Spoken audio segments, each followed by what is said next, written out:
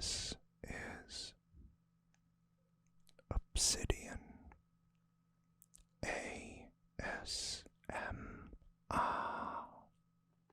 Don't forget to like, subscribe, and hit the notification bell for future videos.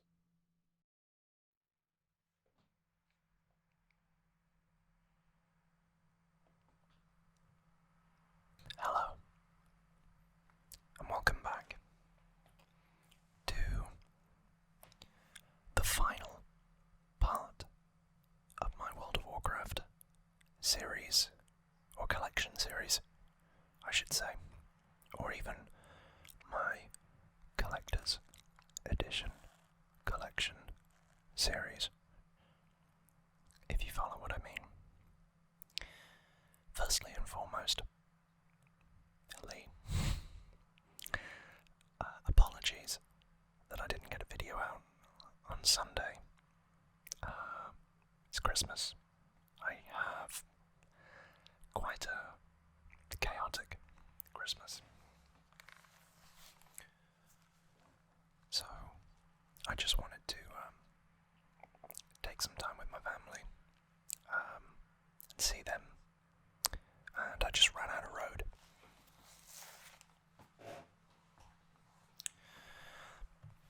So, with that, shall we open up the last in the chronology to date, which is World of Warcraft Dragonflight. This is the expansion that brought me back to World of Warcraft in the last year, and I've got a lot to thank it for. I've had more fun on World of Warcraft in this expansion than I've had in a long, long time, and I know some people don't like it, such is the way, but in terms of its lore, I think it's steeped in fascinating elements, bringing forward the dragon aspects that have always been a part of the Warcraft story, all the way back to the Burning Crusade and beforehand. Even the first boss, or one of the first raid bosses in the game, was, of course, Onyxia, who was part of the Obsidian, or Black, Dragonflight. And I remember all the way back in 2006 or 7, when I first started playing, the quest lines where you started to uncover that there was a spy in the middle of Stormwind. And obviously it turned out that that spy was Onyxia. I don't remember, and at the time I didn't realise that that meant you had to go and do a raid. I thought the quests were, top tier content, end game content, which obviously that was my youthful naivety. But that is what set the stones in motion for my long and tumultuous World of Warcraft life. This case is by far the most beautiful. It's embossed, if I can open it, as you can see there, it's iridescent, so shiny, and I just think it adds a lot of new depth to the game in the form of the dragon riding, which is a more dynamic version of mount flying. Some people like it, some people don't. I think the raids, which I am currently trying to partake in, the Vault of the Incarnates raid was difficult, especially that final boss, which I think was Iridikron, although, no, it was Razagath, that's it. The Aberrus raid, because I played and I was trying to get my item level up to what it was needed to get into the Vault of Incarnates, back in like May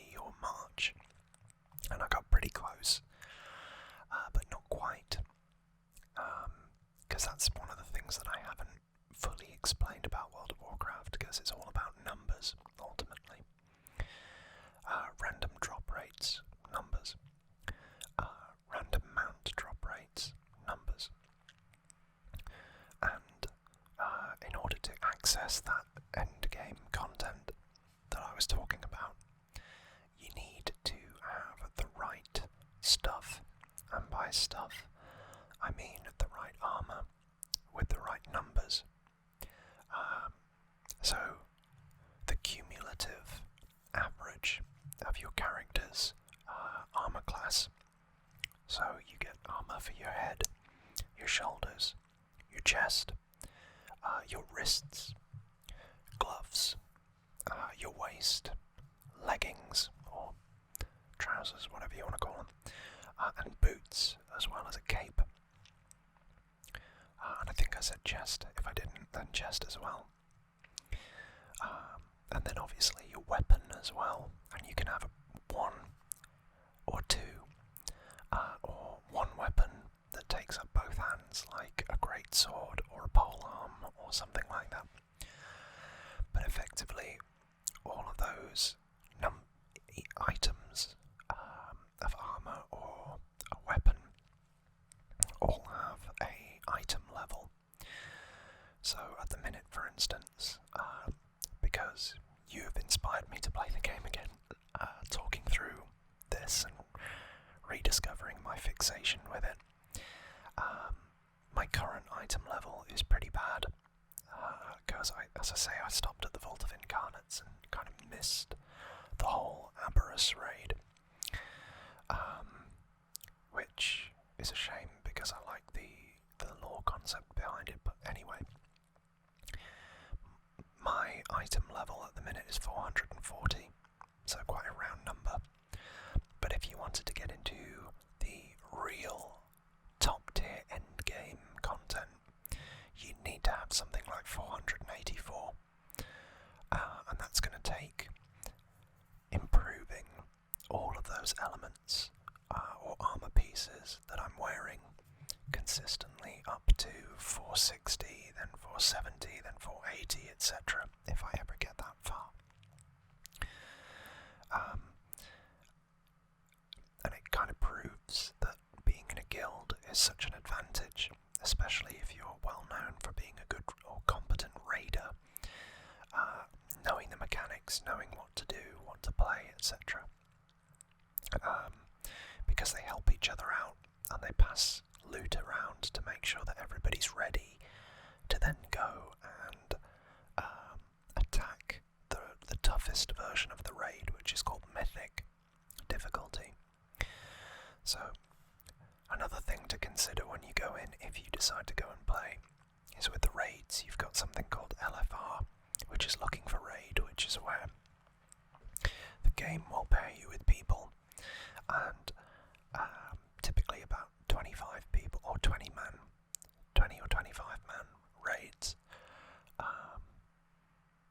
25, because it's 2 tanks, 3 healers, and 20 DPS, damage per second. So the game does it for you, and you're just paired with randomers, and the difficulty of the dungeon is like easier than normal, or raid is easier than normal. Then you've got normal difficulty, where you do have all of these mechanics that you have to consider that could mess you up, or you get stuck on if people don't do their job correctly.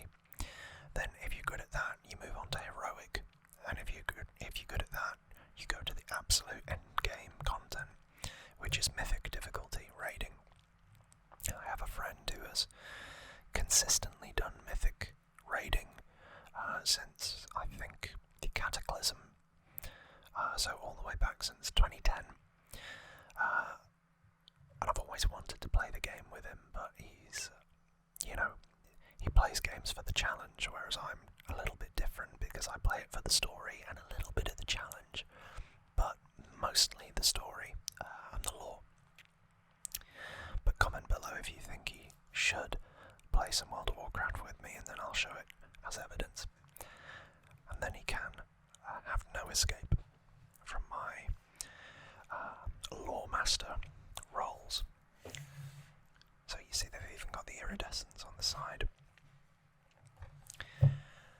But as always, if we look at the back, it tells us that we get a Dragonflight art book, which is good because they missed it 1 year.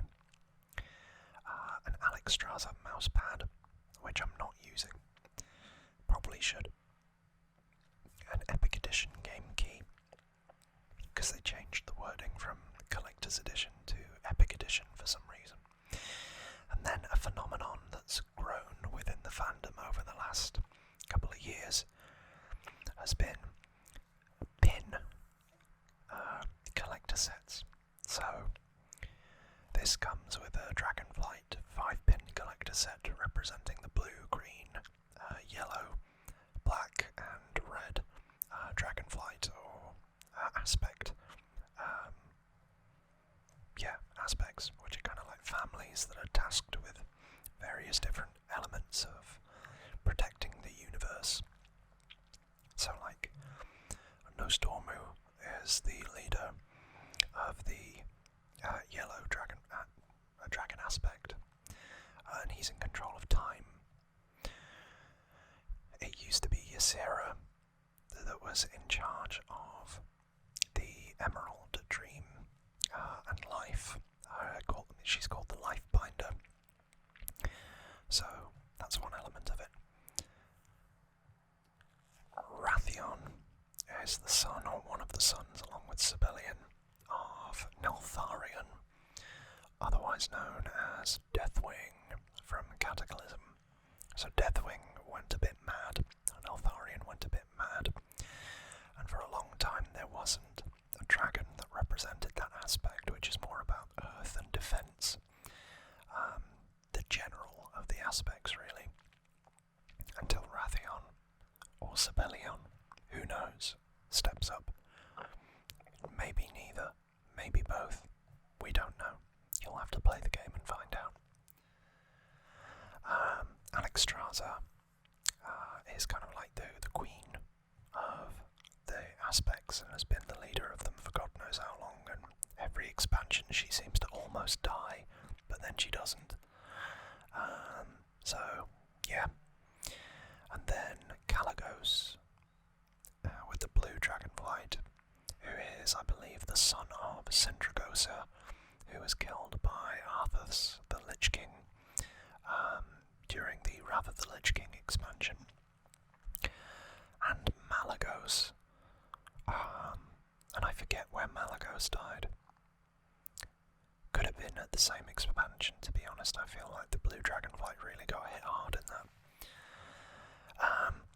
But then, on top of that, you get a Time Walker's Hearthstone effect, a Dragonflight level character boost, Mercastraza pet, and Durax pet, Wings of Awakening,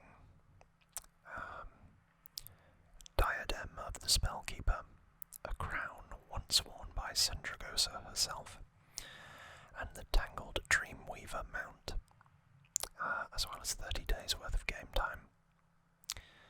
So there aren't any kind of peripherals now for Diablo or Hearthstone or any of the card games or anything like that. They're focusing primarily on the player base for World of Warcraft, which I think is quite welcome actually. I know some of you play Hearthstone, and I've never really done it myself, so I'm sure it's quite fun and complicated, but yeah, I'm here for the World of Warcraft and I have been since 2006. Sorry.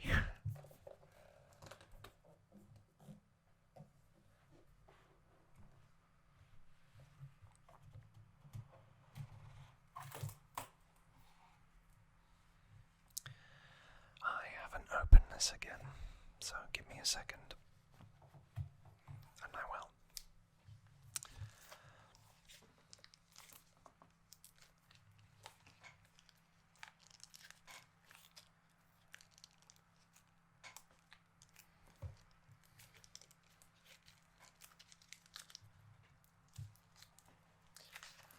This one's tougher than the other one.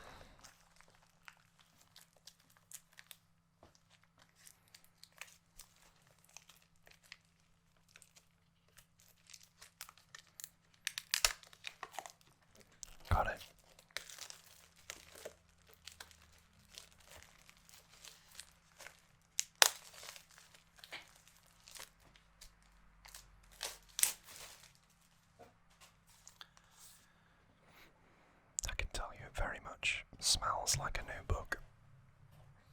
But again, I feel like this has had an upgrade, along with the packaging, because I love this little symbol. As I said last time, I got myself a coaster of the World of Warcraft symbol, but obviously that's got the Dragonflight insignia behind it. So you go to the Isle of the Dragons, and a lot of this is actually quite interesting. Yeah, you get the various sites here, so the Waking Shores, the Onaran Plains, the Azure Span, Thaldraxxus, or Drasus, which are the big ones, but since then they've added some other areas like the Zaralik Caves, the Emerald Dream off the back of the Onaran Plains, which is quite cool to actually have the Emerald Dream finally as a playable area. And I think the Forbidden Reach, which is where the Drakthir were awoken, or lay dormant after Niltharian's betrayal.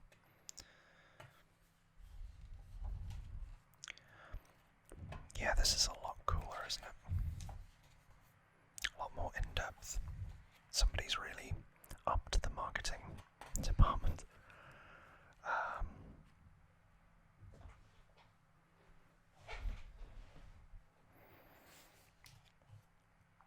So there's Alex Strasser,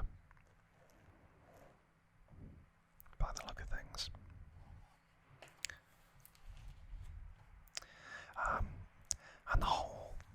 And the initial story is kind of like the aspects who are tied to, well, the entire story for the expansion is around a kind of dragon civil war between the aspects who serve the Titans, who we've met before, and also on the other side the Primalists, which were dragons that didn't decide to follow after the aspects, so they're kind of more like the proto-drakes, if I remember correctly. Big old Alex Strasser, no, she's the Lifebinder. There you go. So her job is to ensure that life flourishes across Azeroth, and that's her in her dragon form, because they can transform. She's one of the fan favourites. I don't think they could kill her off. Kalagos, the Spellweaver. Malagos was the original aspect of the Blue Dragonflight, charged with both the preservation and policing of all arcane magic, which makes sense. Malagos was killed to begin a war on his cost him his life. I'm sure he's in one of the raids, Malagos. But yeah, as I say, there's also Sindragosa, Norganon, Nosdormu. So there's a place in World of Warcraft called the Caverns of Time, where you first meet Nosdormu. In fact, to begin with, you're hated by Nosdormu because he doesn't trust humans or elves or whatever in the base game, and you have to win his support. I haven't actually done that because I started playing at the Burning Crusade and Wrath of the Lich King, that kind of era, and or properly that kind of era. I had dabbled with it just before the Burning Crusade, but not got very far. And I should say it's not the yellow, it's the bronze Dragonflight, so apologies for getting that wrong. But yeah, his job is to maintain the timelines, and there's this whole thing that's been going on for ages, saying that Nosdormu will be corrupted and turned into Murazond, who's like an evil version of Nosdormu.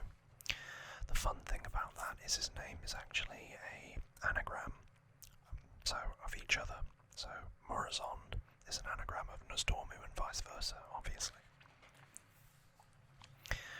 Then you've got Ysera, and she died during Legion, but I think during this expansion, she was resurrected temporarily with Malfurion Stormrage, Illidan's brother, who was always more in keeping or in tune with the Emerald Dream, and was one of the guardians of the Emerald Dream.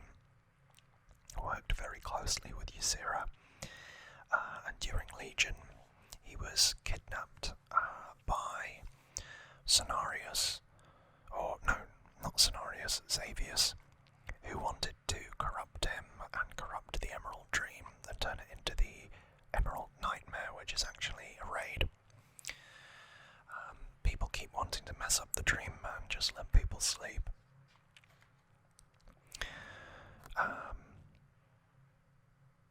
Yeah. But obviously that's only temporary, so yeah, there you go. Her life ended after being corrupted by the darkness of the void, and Marithra, her daughter, has now taken up her mantle. This is Rathion,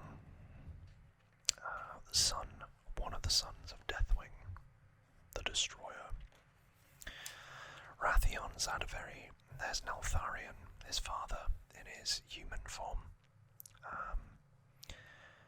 Yeah, he was a mean guy, and it's interesting because his son harbours some of the same issues that Neltharion did, because Neltharion was corrupted by the old gods, who are like this malevolent, evil, chaotic force that literally is just about corruption and chaos, etc.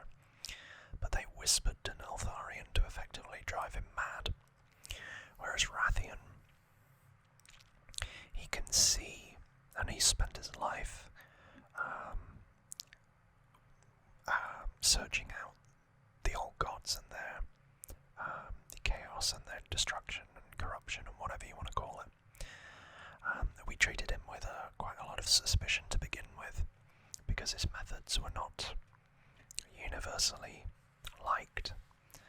But he is a good guy, just a bit. As you can probably tell from his artwork, he's a bit cocky and very well groomed. So then we get into the areas. The Waking Shore is where you arrive to on the Dragon Isles. And it's quite interesting because in some areas it's quite luscious and green and mountainous, etc. But in other areas it's filled with lava, aggression, that kind of thing. But one of the key areas there is the Ruby Sanctum, where they raise the baby dragons, etc. Or what do they call them? The whelplings, the whelps. But then you got all this here, corruption, and this is, I think, from the Dejarin, I think. But they're in league with the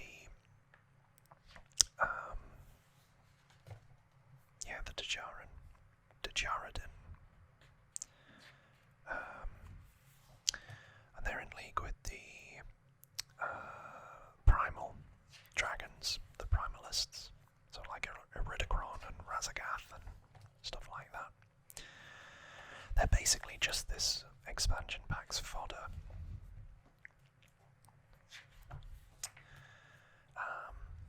Then you go to the Onaran Plains, which is a lot like Centaur, or would you call them Centaurs? Probably. Yeah, not Minotaurs, Centaurs. It's just a massive hunting ground, really. And the offshoot of this is where the Emerald Dream is kept over here. And it was the first connection forged between the Green Dragons and the Emerald Dream. It was really cool to go there. It's kind of spoilers, but it's live content now. If you were to log in, you could go there, and there's no prerequisites. But yeah, hang stuff. It's very, very interesting, and it gives you loads of really cool gear or mounts or whatever. The drops are very good. The Azure Span is probably the area that I haven't spent the most time in so far. And this was where Sindragosa was in charge of the, as it says here, the Azure Archives, which is a key element. And you do see Sindragosa again, but yeah, the Tuskar, God, I am struggling with that, because basically each of these factions that I'm telling you about, so like the Tuskar and the Onarans, and the not the Wemrest Accord, the Valdrakken Accord or something like that, and the Dreamers and all that kind of stuff, you got like a reputation. So the more stuff that you do for them, the higher your level is with them. They reworked it, this expansion, to give you more stuff. So like the Valdrakken, it's the Dragon Scale Expedition is the other one. The Valdrakken one goes all the way up to like level 30, and you need 2,500 experience or reputation for each level, so that's the longest. And this one I think only goes up to 25, but I am really struggling with the Tuskar. So I don't know what to do, but if any of you know what to do, let me know. They're very similar to the Kalawak from the Wrath of the Lich King, which again I got those two. Their reputation was the old style, where it was neutral, friendly, honoured, revered, and then finally when you reach exalted. And I'm revered with the Kalawak. I need to go back and kind of finish that off. But yeah, there's some of the elementals that you'll find in the Azure Span. And some of the armour sets. Or are these supposed... I think these are actually supposed to be the Primalists. I think. Maybe. Yeah, they are. Not the Gnolls. I still can't get over Hogger. So Thaldraszus is the home of the Seat of the Aspects or something like that, but it's basically where the new big city is, and it is very, very interesting. The Keepers of Time. So this guy Tyr is really, really involved in the story of this, and in fact I'm doing some of the quests that involve resurrecting him now. If you followed the storyline, he is one of the Titans, I think. But he died or disappeared or something like that.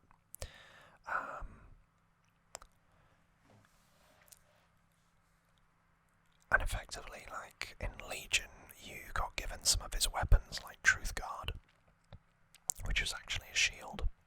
But as a paladin, you could have Truth Guard, or you could have his axe, or hammer, I should say. But yeah, I'm thoroughly enjoying that story at the minute. I wasn't really a big fan of the Titans and what was going on there, but look, that's the way that it's shifting now. From Legion and Battle of Azeroth and even Shadowlands and this, the underlying theme is the Titans, whereas earlier in the expansion lineage, it was more kind of like the old gods, or the Lich King or the Burning Crusade or anything like that. The continual storyline at the minute is the Titans and Azeroth as the last Titan, which no doubt is why they called the last expansion that has been announced in this new trilogy the Last Titan. The next one, I think, is the War Within, which will take us within Azeroth. So the other thing to note with this expansion is the Dracthyr, who are a new playable race. which are basically just dragons, and you can double jump, which is quite novel in World of Warcraft. But there you go. That's supposed to be the city, and that's the book. So you've seen the entirety of that. Then I'll try and do this quietly. There's the mouse mat with Alexstrasza, the Lifebinder. Good old Alexstrasza. And these are the pins that I was talking about. They are weighty. They've got some suitable heft to them.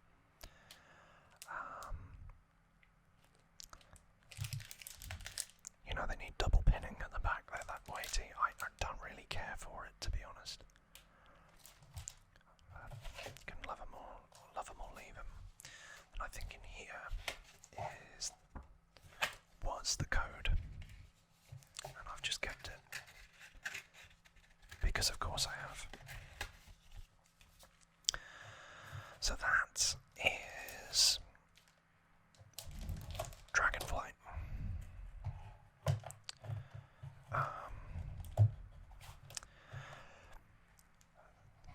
Obviously the final raid has just come out, Amirdrasil, which is the new world tree. And that is kind of giving the Night Elves a bit of help after they were basically Sylvanas committed mass murder against them. So righting that wrong, but I've thoroughly enjoyed this expansion pack, and I'll be sad to leave Valdrakken and, you know, to move on to the next expansion, the War Within. I don't have anything against those kind of zones, but you know, the last couple of expansions have been very hit and miss, whereas with this one I think was very, very good. I'd say this is my favourite of the last three. Then it would be Battle for Azeroth, because I thought that was decent, and I think everybody doesn't like Shadowlands. Or the majority don't. You know, some people might like the, bringing back of old characters like Kael'thas, Sunstrider, and Uther the Lightbringer, who I couldn't remember in the last episode. But this has been amazing.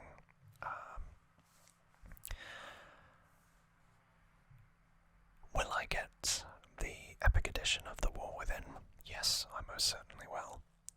And the one after that, and the Last Titan. And we'll see what they do after that, because I do feel like they're running out of stories to tell. And you know, this has been going on now for almost 20 years.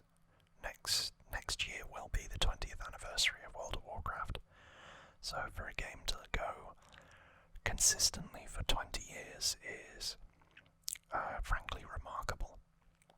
You know, I mean, I think back to the games that I was playing when this came out. You know, I mean, I wasn't playing Time Splitters Future Perfect, which is one of my favourite games of all time, hadn't even come out when this started. You know, Halo 3 has come and gone in that time. Gears of War has had 5 different games in that time, or maybe even 6. So you got to think that the longevity of this game is quite incredible, really. And it does make me think: are they going to just continue it, or will there come a point where they say that's all we've got? Because I mean, they really do, or they really are running out of ways to, you know, stave off the conflict with the old gods and to save Azeroth, etc. Because I mean, we've already kind of done that once in Battle for Azeroth. But yeah, this is very good. I could talk about this stuff for hours, and I may do one day, if you want me to.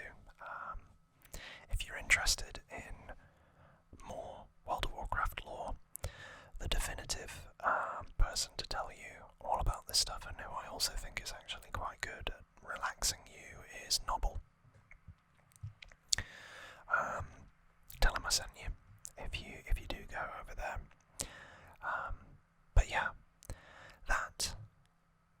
ladies and gentlemen, and everybody else. That is my World of Warcraft Collector's Edition collection. So thank you so much for staying with me throughout all of this and watching all of these videos. We are less than 7 days away from the big day, and I'm sure a lot of you are winding down now towards your winter breaks from work. If you've got kids, I'm sure they're all getting very excited. I am not a child, but I am still getting very excited. It's just a very happy and family-orientated time of the year for me. But for others, I hope that it's just a very well-deserved restful break. If you have enjoyed this video, and this is your first time here, hello. I hope you enjoyed it. And if you did, why not give it a like, comment below, and maybe consider subscribing, because we're only 155 subscribers away from the big 1000. That's right, 1000 subscribers, which is amazing. And it's all because of you. So give yourselves a round of applause, because you're all fantastic, and I'm thoroughly honoured and humbled that you're so keen to see more of my stuff. Thank you, and thank you for your patience and sticking around. And as I always say, if you want to see something, if you want me to do a video, whether that's talk more about collections, deep dive into stuff, do more traditional ASMR sound assortments, get my friend back in for more hair brushing or line games, talk more about crystals, or just do more Batman stuff, you tell me and I'll do it.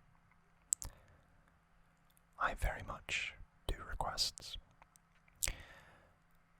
And with all that being said, thank you so much for watching and choosing to spend your time with me. I've been Obsidian. You've been amazing. And for those that celebrate, Merry Christmas. For those that don't, Happy Holidays. And for all of you, I hope you have a wonderful new year.